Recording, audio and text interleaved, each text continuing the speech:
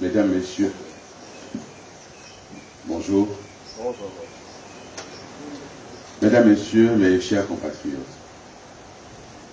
l'heure est grave, mais elle exige de nous lucidité, dignité et fidélité à nos convictions et à nos valeurs les plus profondes.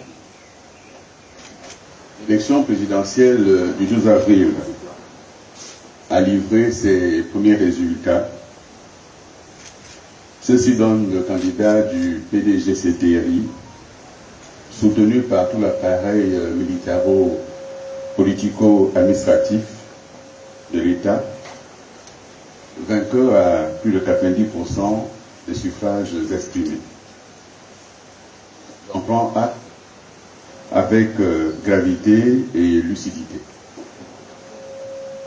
Le choix de la continuité l'a emporté sur celui de la rupture que nous prenions et que j'appelle de tous mes voeux pour notre pays. Ce choix de la continuité, je le respecte, même s'il ne saurait emporter mon adhésion. Faut-il féliciter une victoire arrachée dans des conditions aussi opaques et contestables? Ce d'autant plus que l'addition des suffrages exprimés attribués à chaque candidat donne un total de 95,18%, soit 4,82% de suffrages qui manqueraient au compteur, introduisant ainsi un doute légitime quant à la sincérité des chiffres avancés par le ministère de l'Intérieur. Ce gap, cette masse manquante de 4,82% suffit à elle seule à discréditer cette élection dont les scores soviétiques trahissent la compétition ridicule entre soutiens zélés voulant absolument plaire à leur maître. Certes, je n'ai pas gagné cette élection, mais le vainqueur désigné l'a-t-il vraiment emporté à la régulière? Et le score qui m'est attribué est-il sincère ou relève-t-il au contraire d'une stratégie visant à tenter de gêner toute possibilité de rebondir? La question reste ouverte. Mesdames et messieurs, jamais depuis mon entrée en politique, je n'ai été témoin d'un tel détournement de tous les moyens de l'État. Jamais je n'ai vu une telle orchestration du faux, une telle confiscation du vrai, à tous les niveaux. Les mécanismes du mensonge ont fonctionné comme une machine bien huilée. Bourrage d'urnes, suppression des suffrages des concurrents, privation des marges de manœuvre pour mes équipes, omniprésence d'un candidat soutenu par l'État, jusqu'à l'épuisement de la parole démocratique même. Ce que nous avons vécu le samedi 12 avril n'était pas une élection libre. C'était la réplique à l'identique de la mascarade référendaire. C'était surtout la mise en scène d'un pouvoir qui veut s'éterniser en usurpant les habits de la rupture, alors qu'il n'est que la résurgence empire du système que les militaires avaient annoncé anéantir le 30 août 2023, suscitant des scènes de liesse dans les rues de Libreville et d'ailleurs, par des Gabonaises et des Gabonais euphoriques. Que reste-t-il de ce prétendu esprit du 30 août 2023 après ce que nous venons de vivre? Depuis l'élaboration quasi secrète de la charte de la transition, à la tenue du dialogue national dit inclusif, en passant par l'adoption d'une nouvelle constitution hussarde et du nouveau code électoral, la ruse a prévalu sur l'intelligence et sur l'intérêt national. Le scrutin du 12 avril, tenu 4 mois avant le terme initialement fixé de la transition, a hélas suivi la même logique. Cependant, le démocrate dans l'âme que je suis salue le climat d'apaisement dans lequel cette élection s'est déroulée, même si l'équité s'est trouvée malmenée par la disproportion des moyens entre un candidat menant campagne aux frais du contribuable et les autres devant se contenter de leurs ressources personnelles. C'est le lieu pour moi de remercier avec émotion et respect les milliers de femmes et d'hommes qui m'ont accordé leur suffrage, y compris dans les localités du Gabon et d'ailleurs où je n'ai pas pu me rendre. Leur voix, bien que maltraitée, n'est pas vaine. Elle est la promesse d'un autre Gabon, d'un Gabon qui vient. Leur courage est une lumière dans la nuit qui enveloppe de son voile opaque la démocratie gabonaise. Leur foi en la justice est une source pérenne de mon engagement renouvelé. Le choix de la continuité l'a emporté, du moins provisoirement, face à la rupture apaisée, lucide et ambitieuse que nous portions. Mais les idées ne meurent pas. Elles attendent leur heure. Et cette heure viendra. Je m'engage ici et maintenant à rester debout. Non pas contre un homme, mais pour un idéal. Celui d'un Gabon réellement démocratique, équitable, solidaire, décentralisé et réconcilié avec lui-même. À l'ensemble de mes compatriotes, y compris ceux qui ne partagent pas mes idées, j'adresse un appel solennel. Refusons la dérive absolutiste. Refusons la pensée unique. Refusons que la peur devienne la norme. Ensemble, préparons un retour à une démocratie véritable, où le pluralisme ne saura plus être un danger, mais une richesse. Ce combat dépasse ma personne. Il concerne l'âme de notre nation.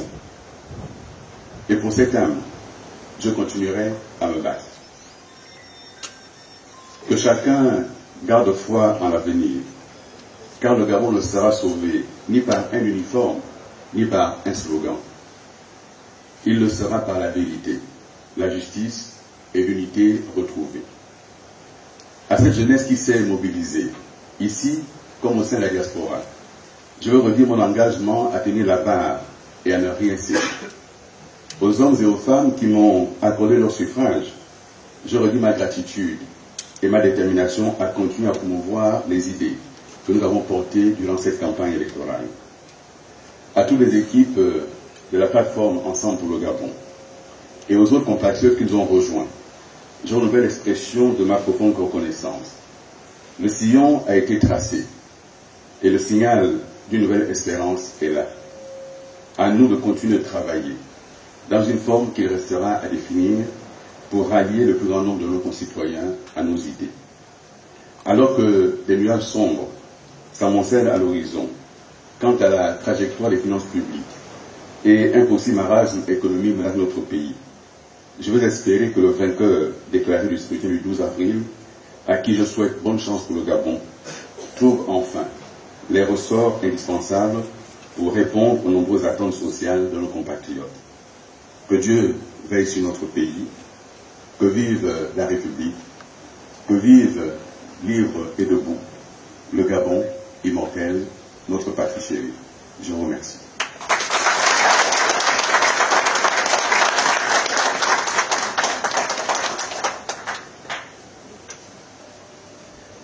Après lecture de cette déclaration, s'il y a des questions de la presse.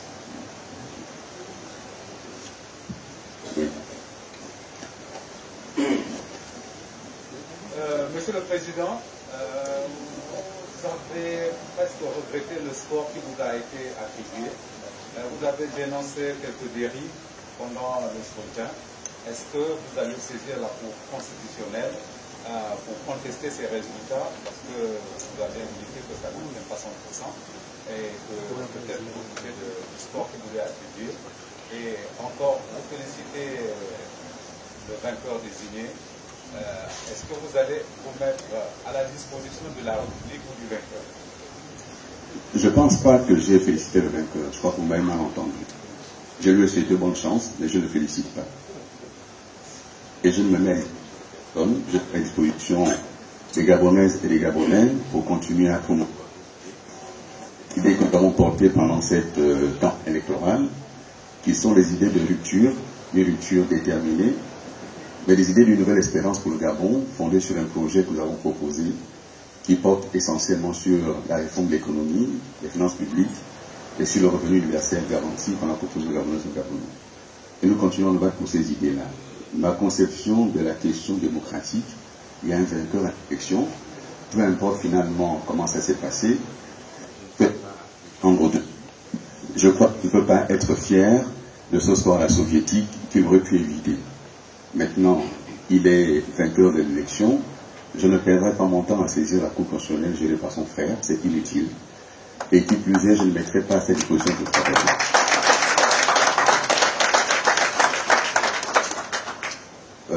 Pardon. Je ne conteste pas le chiffre, je conteste l'ensemble des suffrages. Et j'indique qu'il y a des suffrages qui manquent. Et il leur revient des attributs à qui voulons les attribuer. Parce que finalement, ceci est attribué à la tête du client. Ça ne correspond pas au suffrage estimé. Oui. Merci, monsieur le candidat. Non. Non. Je n'accepte pas cette expression. Je ne suis malheureux de rien. Je n'ai pas été élu, je ne suis pas malheureux. Très bien. Monsieur le Président, vous avez pris acte des résultats de l'élection présidentielle. Vous avez souhaité bon vent à celui qui a été déclaré vainqueur. Et celui-là prône pour l'inclusivité de l'association de toutes les forces vives pour la reconstruction du pays. Accepteriez-vous demain, si le président élu vous appelait à ses côtés pour servir le pays? J'ai répondu à cette question. Ma conception de la démocratie, il y a une élection. Celui qui est élu gouverne le pays. Celui qui a perdu l'élection se prépare et dans son coin, dans son opposition. C'est ça la démocratie. Je n'irai pas travailler avec lui. C'est clair? Bien. Oui. Ben, ben.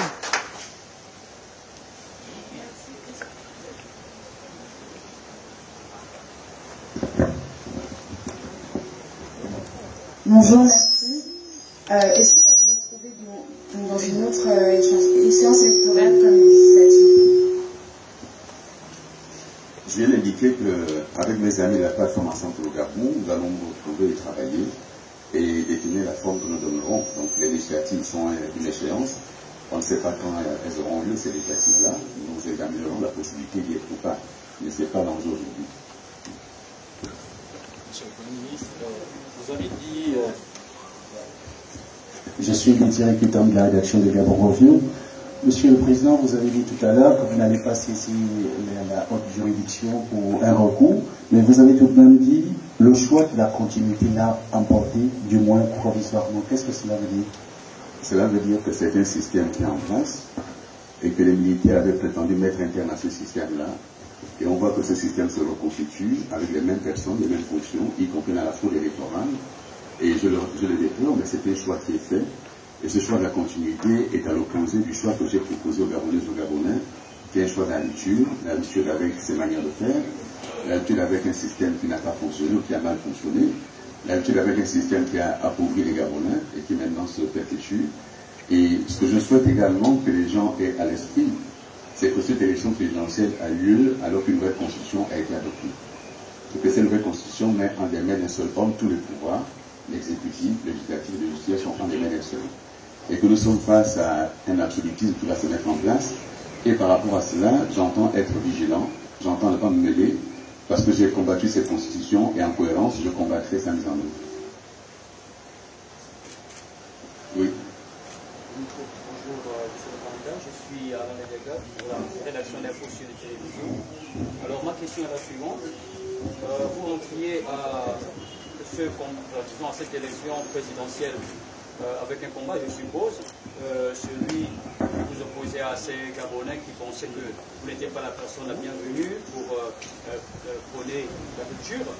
Et là, vous sortez de là avec un pourcentage de 3,85%.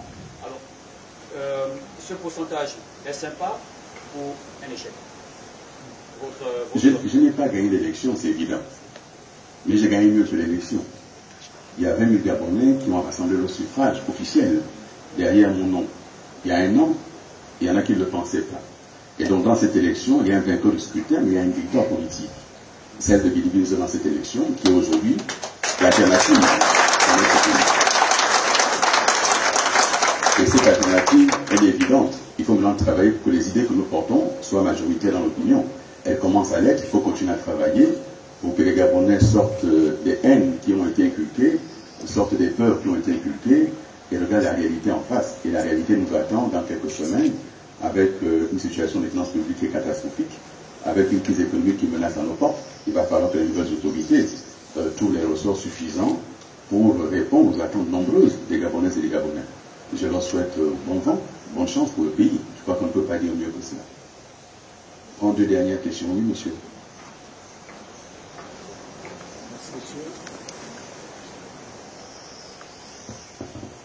Merci, monsieur.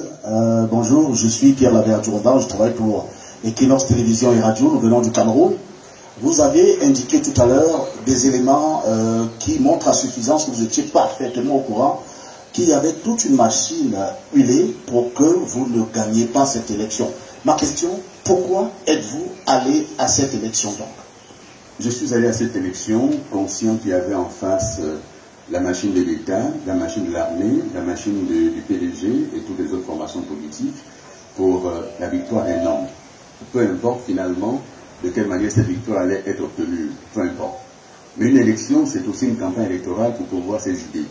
Et je pense que ces idées, je n'aurais pas pu les partager si je n'avais pas été candidat à cette élection. Et aujourd'hui, les Gabonais savent ce que je pense. Les Gabonais savent qu'il y a une alternative crédible et possible face aux militaires, dont l'échec est patent. L'échec sera là. Lorsque vous avez des scores dans des provinces qui atteignent quasiment les 98%, c'est très bien. Mais aussi 98% d'attente qu'il faut pouvoir satisfaire demain. Et donc moi je suis là, encore une fois, je vais être vigilant, je vais être aux côtés des Gabonais et des Gabonais. Et si je n'avais pas été candidat à cette élection, j'aurais continué à être aux yeux des uns et des autres l'ancien ministre d'Ali Bongo. Le 12 avril est un aboutissement pour certains, mais c'est un nouveau départ pour d'autres, et pour moi en particulier.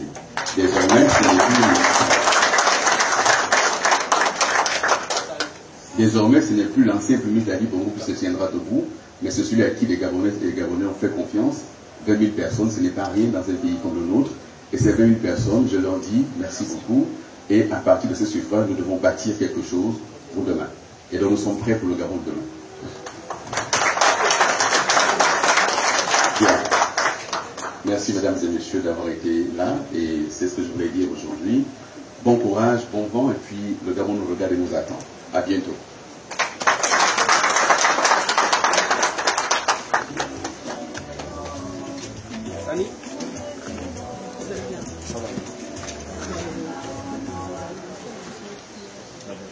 Bonjour.